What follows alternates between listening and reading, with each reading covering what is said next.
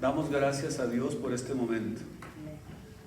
Vamos en esta etapa final a ver con detalles algunos acontecimientos que sucedieron con Jesús en la etapa final de su vida.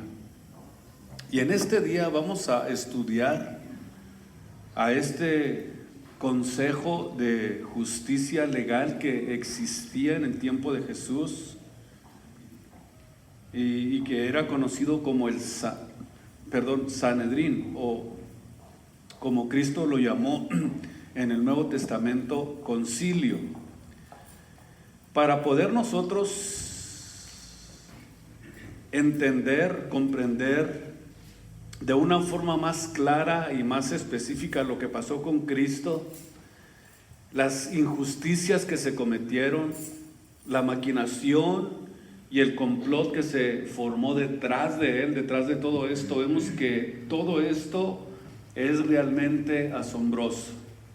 Es asombroso, quiero decirle, lo que pasó con Jesús en esta etapa final. Porque jamás ha existido una perversión tan grande de lo que es la justicia como lo que sucedió con él. Una perversión tan grande que lo vamos a ver a través del juicio que se le hizo a él, o la forma en que se le hizo juicio a Cristo.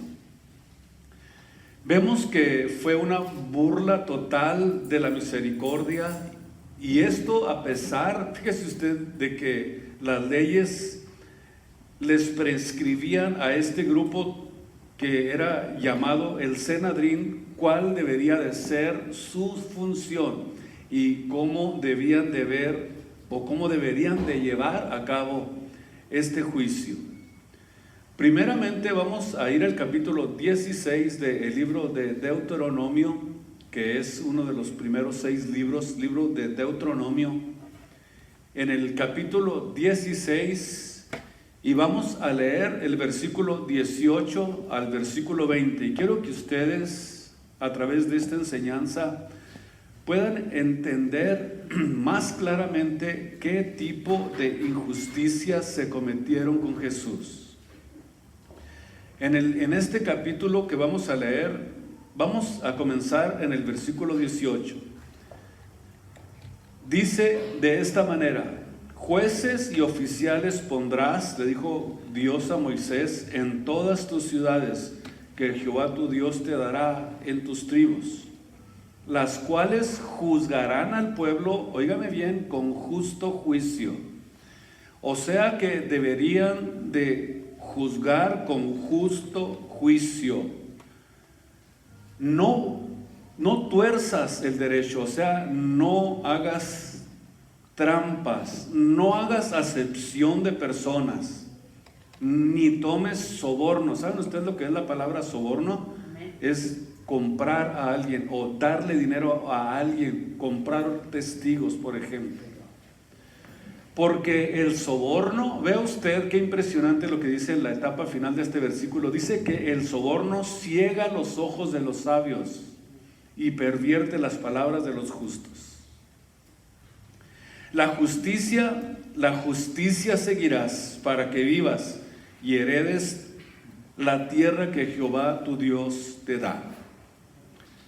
Dice la Biblia que puso Dios a personas, a gentes a quien él llamaba jueces, para que cada tribu juzgaran al pueblo con un juicio justo.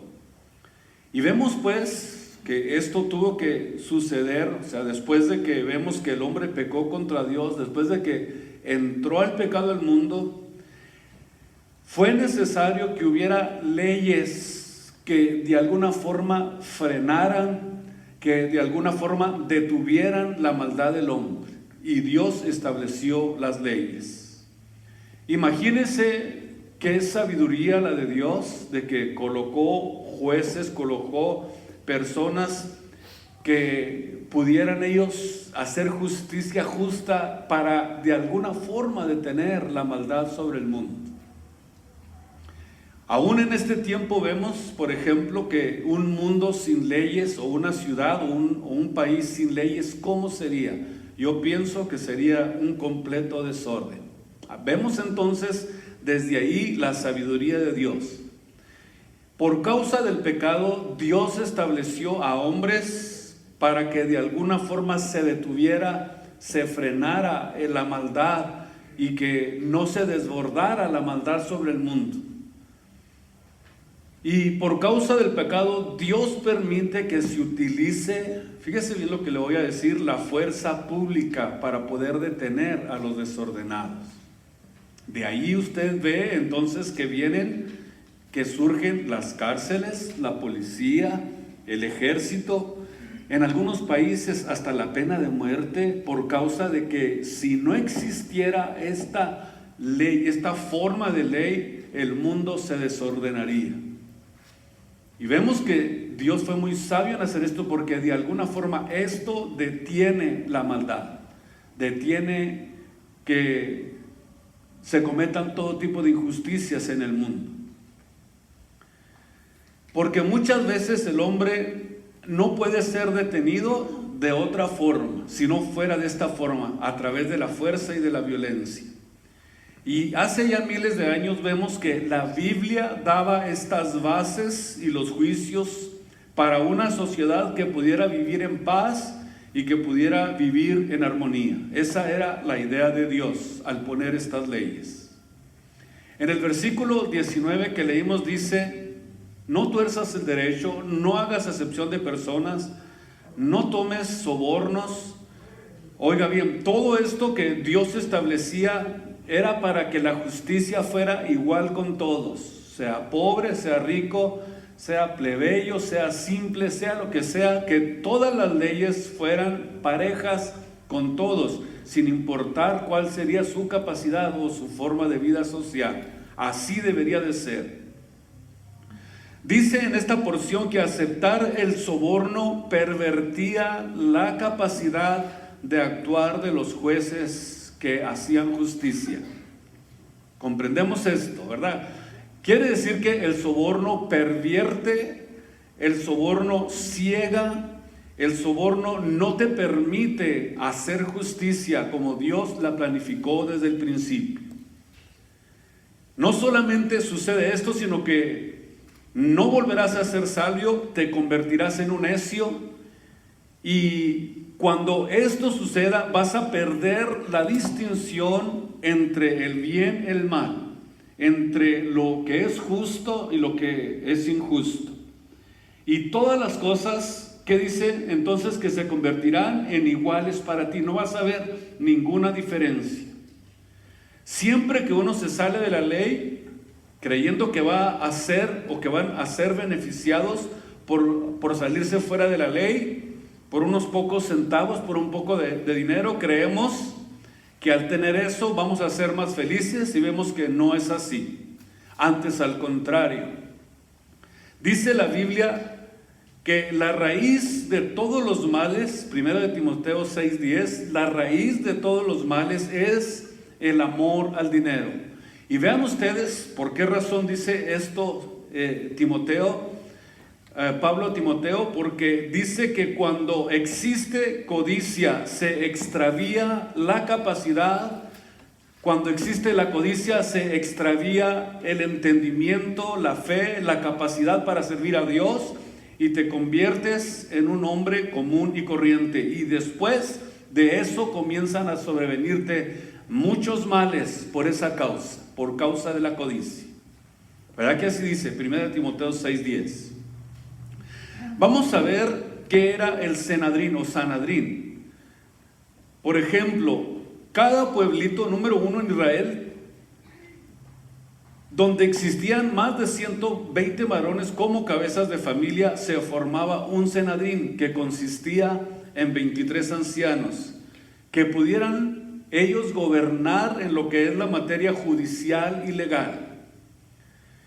Y si el pueblo no tenía esta cantidad, entonces se formaba un grupo de 3 o 7 miembros, y a estos gobernantes se les formaba y se les llamaba un concilio. Por ejemplo, Vemos en Mateo capítulo 5, versículo 22, para poder entender esta diferencia, donde Jesús habló precisamente de esto. Mateo capítulo 5, versículo 22. Pero os digo que cualquiera que se enoje contra su hermano será culpable de juicio, y cualquiera que le diga necio a su hermano será culpable ante el concilio, y cualquiera que diga estos quedará fatuo, expuesto, óigame bien, a la perdición. Entonces, cuando Jesús refiere al concilio, se está refiriendo a las leyes legales, al sistema de materia judicial que existía en el pueblo de Israel, establecido por Dios, por supuesto, este orden y este sistema desde que ellos salieron de la tierra de Egipto. En Jerusalén estaba la matriz que se le llamaba el Gran Sanedrín, y era un consejo de 70 ancianos que formaban el Sanedrín más el sumo pontífice o el sumo sacerdote. Era el cuerpo de gobernantes más elevado de la nación de Israel, y estos son precisamente los que van al monte al Getsemaní, a aprender a Jesús. De hecho, cuando Jesús le responde a ellos algunas palabras, vemos que uno de ellos inmediatamente le dio una cachetada a Cristo. ¿Por qué? Porque se estaba refiriendo al sumo sacerdote. ¿Así le respondes al sumo sacerdote? Pues ¿qué le dije? Dijo Jesús. Si no ni le falté al respeto. Desde ahí comenzó precisamente la injusticia del juicio que se llevó a cabo en contra de Jesús. Entonces este Sanedrín era el consejo de 70 ancianos, más el sumo pontífice. Pudiéramos decir que era el cuerpo gobernante más elevado de la nación de Israel, combinando los poderes ejecutivo, legislativo y judicial. Pudiéramos decir que era como el tribunal superior de justicia de la nación, como existe en cada una de las naciones, como la capital de la nación. En los términos legales, la ley demandaba 3 cosas para poder entender esto. Y vean ustedes cómo desde ese momento se comenzó exactamente a quebrantar todo tipo de leyes. Número 1, debería de existir publicidad del juicio de acuerdo a la ley judía. O sea, no se podía enjuiciar absolutamente a nadie en secreto. De hecho, ahorita no creo que, si acaso habrá 1 o 2 países que utilizan este sistema de hacer pública las audiencias. Uno de los países que hace eso es este país, no sé si exista otro. Pero las audiencias deberían de ser públicas, no secretas. Todos los judíos que le hicieron a Cristo estas cosas fueron precisamente ilegales. Pudiéramos claramente definir y entender que pisotearon las leyes, aborrecieron el consejo de Dios y se habían corrompido, como en este tiempo vemos este tipo de corrupción. Entonces, número 1, decíamos que debería de hacerse un juicio público para que a través de esta forma no existieran ilegalidades. Y número 2, que la ley demandaba que no solamente se le diera publicidad al juicio, sino que se supiera públicamente todo lo que iba a acontecer en este juicio, sino que también se tomaba o se demandaba la libertad total de permitir la defensa del acusado. O sea, no se podía sentenciar a nadie sin que la persona tuviera el derecho a defenderse. Número 1, mientras no se demuestre lo contrario, mientras no se demostrara lo contrario, la persona era inocente. No como en nuestro país, en México, es al revés. Utilizan el sistema de Pancho Villa: primero fusílenlo y después investigamos. No era ese el sistema. Dios tenía un sistema bien organizado para poder hacer juicios que fueran públicos, que tuviera la oportunidad el acusado de defenderse y que a través de esta forma él pudiera comprobar o se pudiera comprobar la culpabilidad de la persona. Vemos entonces aquí que si eres inocente hasta que no se te compruebe tu culpabilidad. Esto es lo justo. Por ejemplo, en la ley debían de asegurarse también de que los testigos no fueran falsos. Esa es otra de las cosas que deberían de cuidarse. Por ejemplo, en este país, un testigo falso afrenta 25 años de prisión. En este país. ¿Por qué razón deberían de asegurarse de que la persona que estaba acusando no fuera un testigo falso? Porque es lo que Dios más aborrece, el testigo falso. De hecho, nosotros vemos en uno de los mandamientos más importantes, el segundo de los mandamientos más importantes que Jesucristo dio, ¿cuál fue? No dirás falso testimonio contra tu prójimo, ni mentirás. O sea, no creas todo lo que oyes, por favor, no seas tan ingenuo. Por ejemplo, alguien puede acusar a alguien de decir esto y lo otro, y la persona sin saber, sin tener testigos, sin comprobar lo que esa persona está diciendo, si es verdad o no es verdad, le cree. Entonces, este es el acusador. Por ejemplo, si nosotros vemos que se utiliza este tipo de sistema en contra de alguien sin testigos, la Biblia lo consideraba testigo falso, y Dios aborrece a los falsos testigos, porque esto hiere. Escuche bien por qué razón Dios aborrece el falso testimonio, el falso testigo, porque esto hiere y lastima la reputación del prójimo o de tu prójimo. Por eso dijo Jesús que debes de tener cuidado de amar a tu prójimo como a ti mismo. O sea, a ti no te gustaría que nadie minara tu reputación, que nadie te pusiera por los suelos.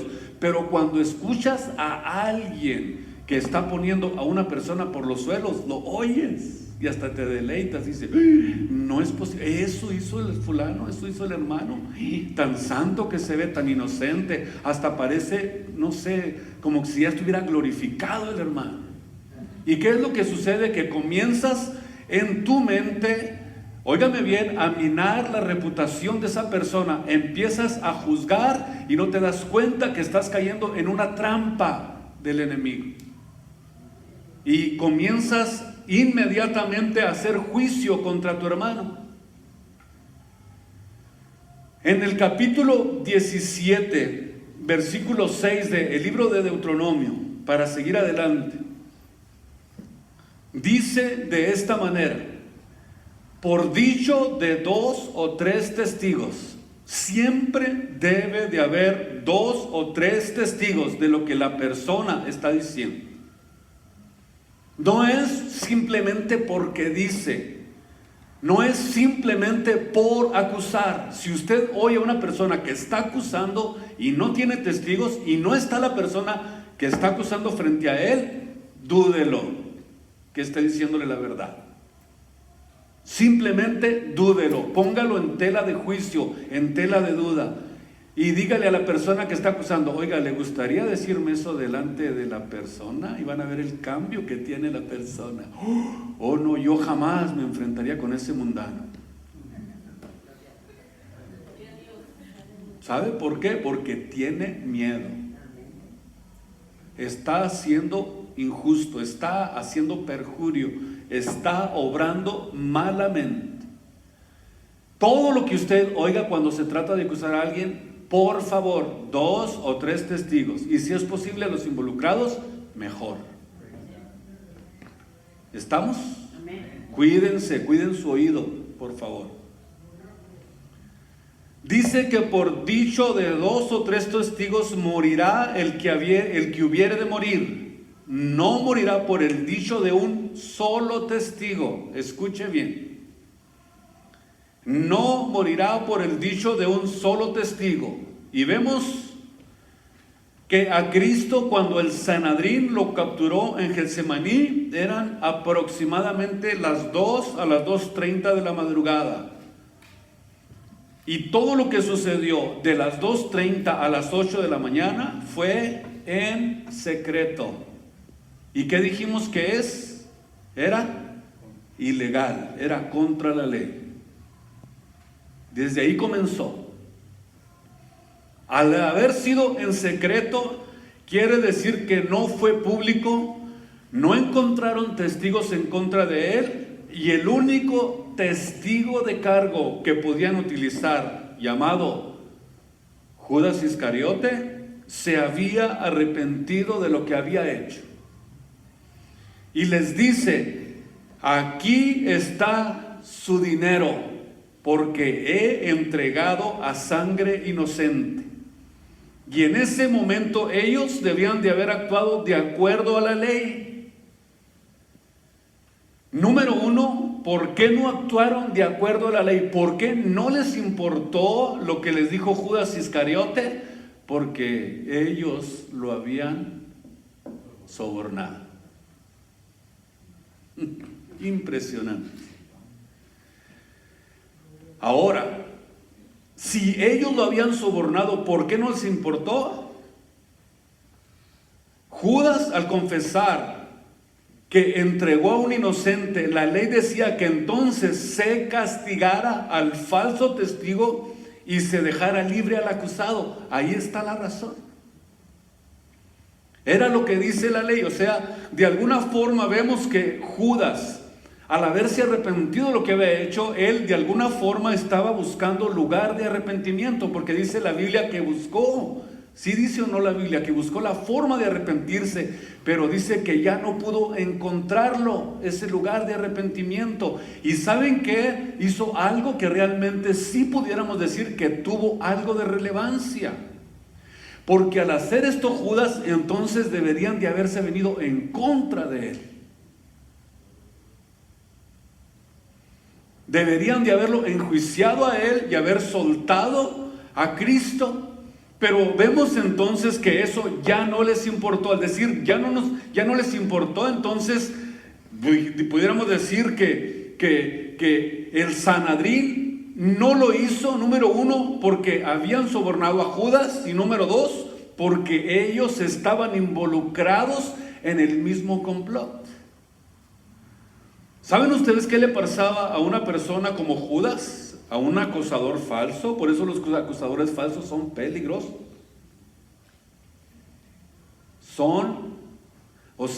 Es lo que más Dios, decíamos, abomina. Y yo pienso que esa es la razón por la que Judas no alcanzó misericordia, porque eso es lo peor que puede hacer uno que dice que es cristiano, andar acusando a los demás. ¿Saben ustedes qué le pasaba, repito, a una persona que había acusado falsamente? Deuteronomio capítulo 19, versículo 16, donde dice,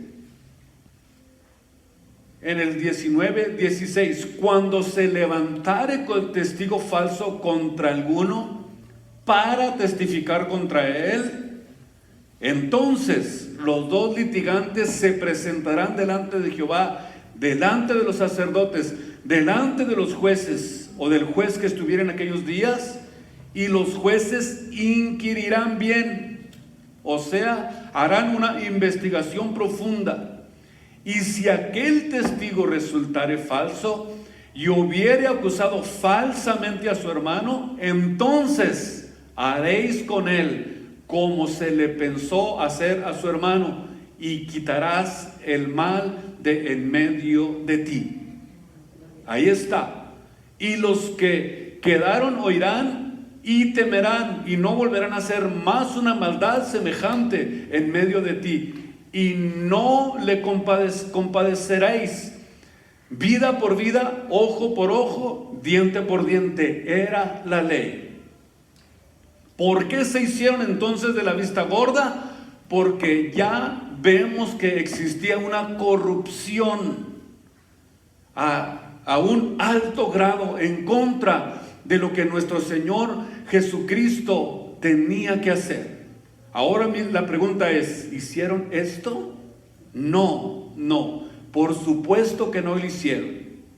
¿Saben ustedes? Dios considera a alguien que da un falso testimonio o que acusa equivocadamente a un hermano como una persona perversa y que arrastra a otros con él o con ella. Y ya vemos entonces que la paga del pecado, la paga de lo que tú haces, según de acuerdo a la ley, es la muerte.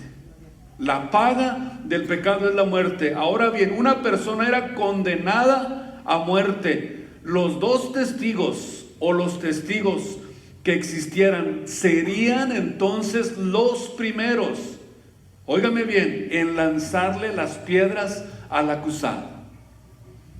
Supongamos que Judas Iscariote mantiene su ideología de querer acusar a Jesús. Él hubiera de haber sido el primero en lanzarle piedras a Cristo. Imagínense ustedes lo que pensó Judas Iscariote en ese momento. Si yo mantengo esta posición de falso testigo, de testigo sobornado, voy a tener que apedrear a Cristo. Imagínense ustedes que Judas se parara frente a Jesús y darle pedradas. Aquí vemos entonces en este capítulo donde estamos, 17:7 del libro de Deuteronomios, precisamente esto: la mano de los testigos caerá primero para él, para matarlo, y después la mano de todo el pueblo para quitar el mal de delante del pueblo de Israel. Por ejemplo, cuando Jesús fue confrontado por los testigos o los miembros del Sanedrín, cuando se encontró a una mujer en adulterio, dice la Biblia que la llevaron delante de Jesús arrastrando de las greñas y le dijeron a Jesús: la ley dice que esta mujer debe de ser apedreada hasta morir. Vemos entonces que número uno, lo primero que Jesús les pregunta a ellos: ¿y dónde está el galán? ¿Por qué no vino? De acuerdo a la ley, los dos deberían de morir apedreados. Además, les dice Jesús: ustedes que dicen que la mujer fue tomada en pleno acto de adulterio, amén, que así dice la ley, pero óigame bien, el que esté listo o el que esté libre de pecado, comience a arrojar desde ahora la primera piedra. Y dice la Biblia que sabiendo ellos que su conciencia les acusaba, empezaron a soltar las piedras y no se atrevieron, óigame bien, a apedrearla. ¿Por qué? Porque la corrupción que había dentro de las leyes de Israel eran a los grados extremos.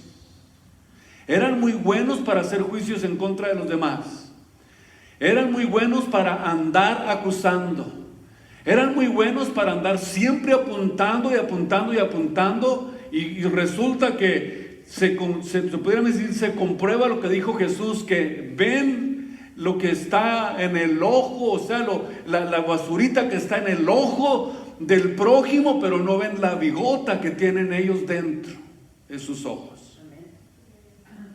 Entonces, vemos que la corrupción del Sanedrín más adelante, y su falta de cordura, su falta de sabiduría, vemos que más adelante le dieron a Pablo cartas firmadas con la autorización de matar a los cristianos, de que siguiera esta corrupción, de que se mantuviera esto, o sea que el mal no se detuvo hasta que lo hicieron con Cristo.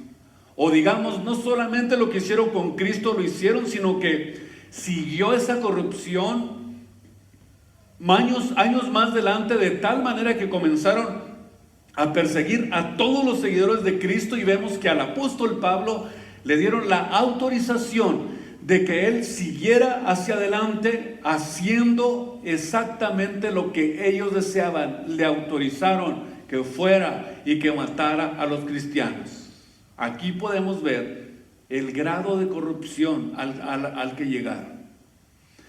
Pudiéramos decir que siguió su corrupción y perversión hasta el año 70 después de Cristo, cuando llegaron los romanos y los desaparecieron completamente, con todo y Sanedrín y con todo y jueces, y se convirtieron realmente en polvo delante de Dios. ¿Por qué causa tuvo que llegar hasta este grado todo lo que les aconteció? Por haberse levantado en contra de Jesús, el Cristo, que era inocente. Ahora, ¿cuál era su función? De acuerdo a Deuteronomio 17:8. ¿Cuál era la función que ellos deberían desempeñar? Vean ustedes.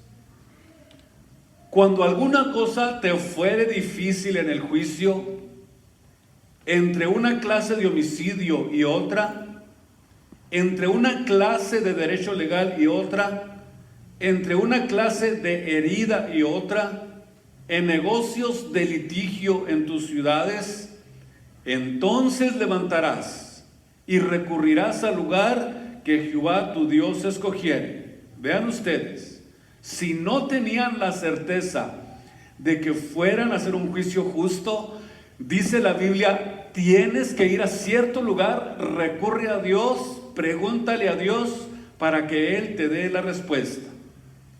Y vendrás a los sacerdotes levitas y al juez que hubiere en aquellos días, y preguntarás, y ellos te enseñarán la sentencia del juicio.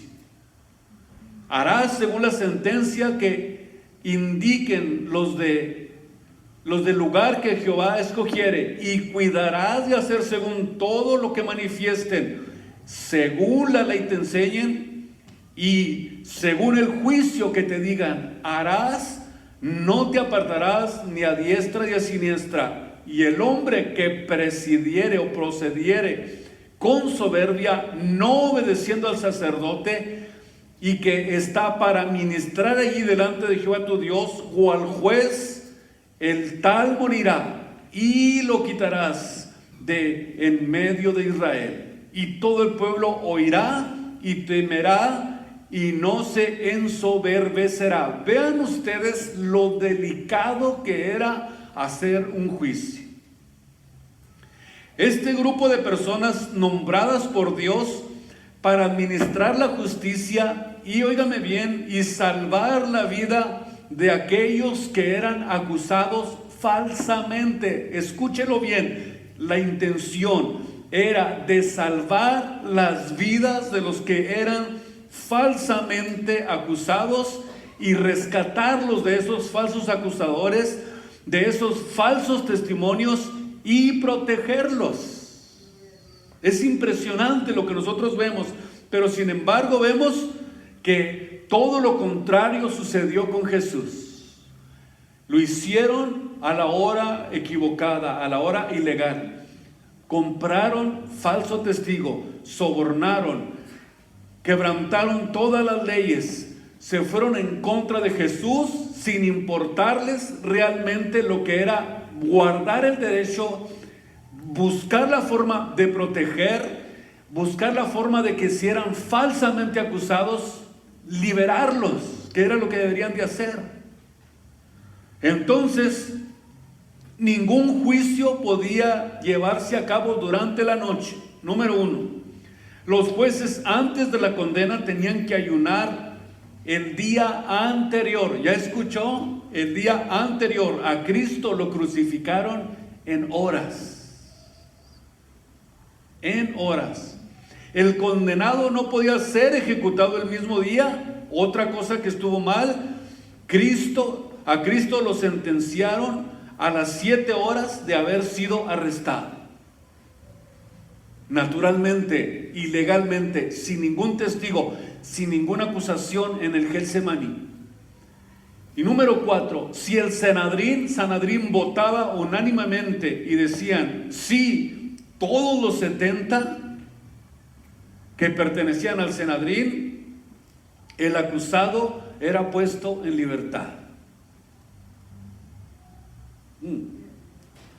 Asómbrese con esto.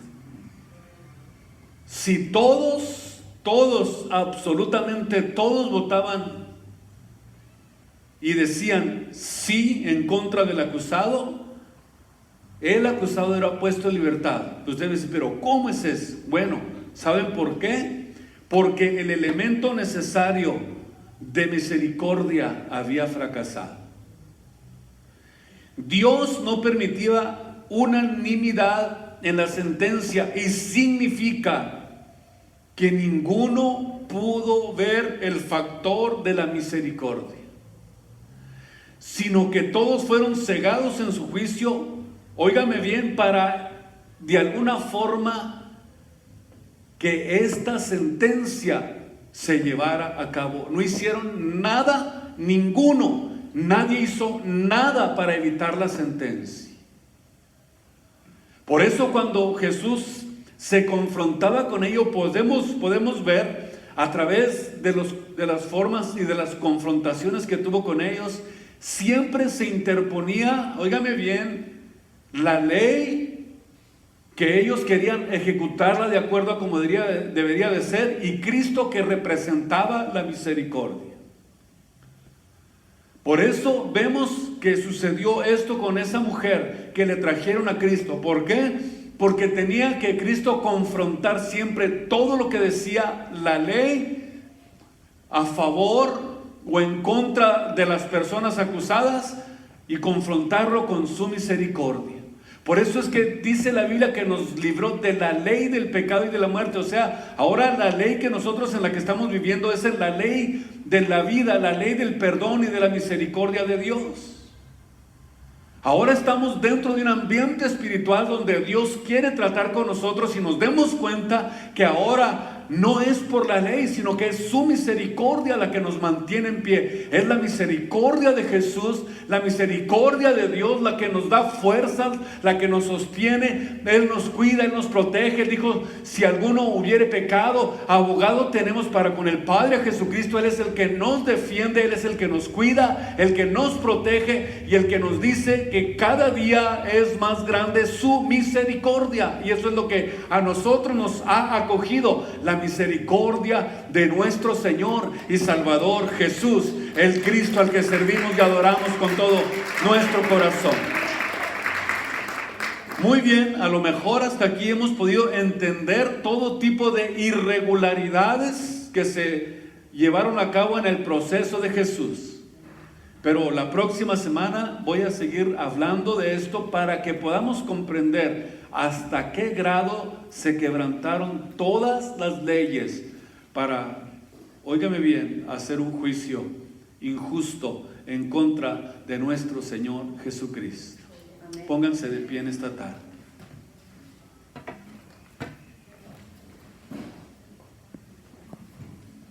Démosle gracias a Dios. Y debemos de cuidar mucho esto. ¿Cuál es el mensaje?